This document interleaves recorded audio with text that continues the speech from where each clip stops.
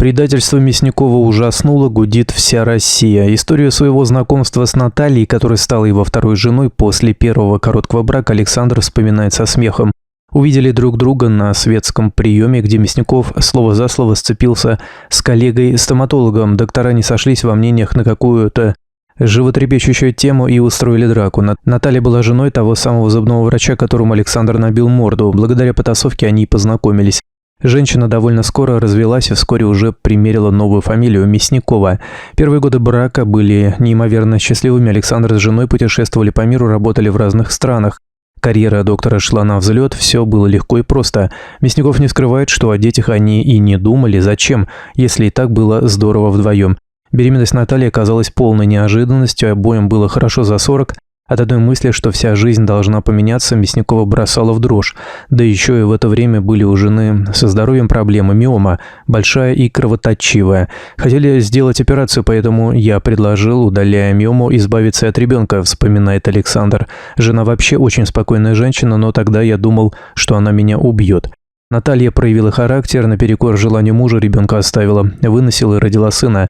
С маленьким Леней ей пришлось несладко после его рождения, они переехали в Америку, друзей нет, родственники далеко, муж с головой ушел в работу, Наталья оказалась практически в изоляции, дома почти не появлялся, потому что работал по 90 часов в неделю, рассказывает Александр, в 5 утра уходил на работу и возвращался поздно ночью, между нами в какой-то момент порвалась нить.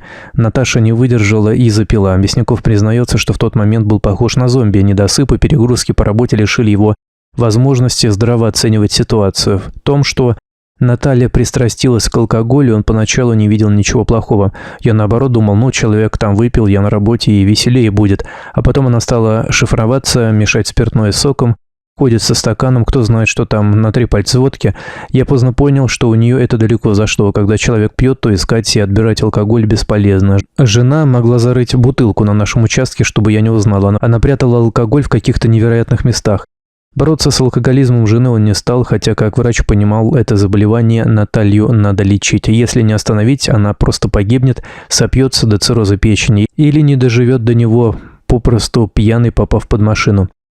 Но я с запоями жены просто смирился, признается знаменитый врач.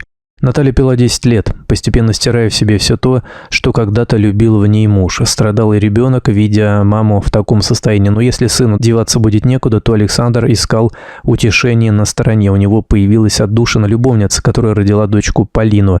Наташа пила, я гулял, но мы понимали, что развод проблемы не решит. Нам обоим от него стало бы только хуже. Да и как я мог бросить больного человека? В начале 2000-х они вернулись из Америки на родину, и тут случилось чудо. Нет, муж-доктор не спохватился, не сгреб супругу в охапку и не потащил ее под капельницу в наркологическую клинику. Наталья спасла себя сама. Она вдруг осознала, что дошла до последней капли. Жена проснулась однажды утром и сказала: «Все, я больше не пью», и слово сдержала. До сих пор удивляется такой силе воли Мясников. Он уверяет, что у них хватило мудрости сохранить отношения, но живут они с Натальей уже давно в разных странах. Она вместе с сыном, который учится на врача во Франции, он в России. Иногда приезжает навестить жену с сыном, Леонид тоже прилетает к нему в Москву. Простила ли Александра женщина, от которой он отрекся дважды, сначала не захотев общего ребенка, а потом не протянув руку помощи? Мясников говорит, что простила, но если с фотографиями наследника он делится в соцсетях с гордостью, то совместных снимков с супругой никто и не видел.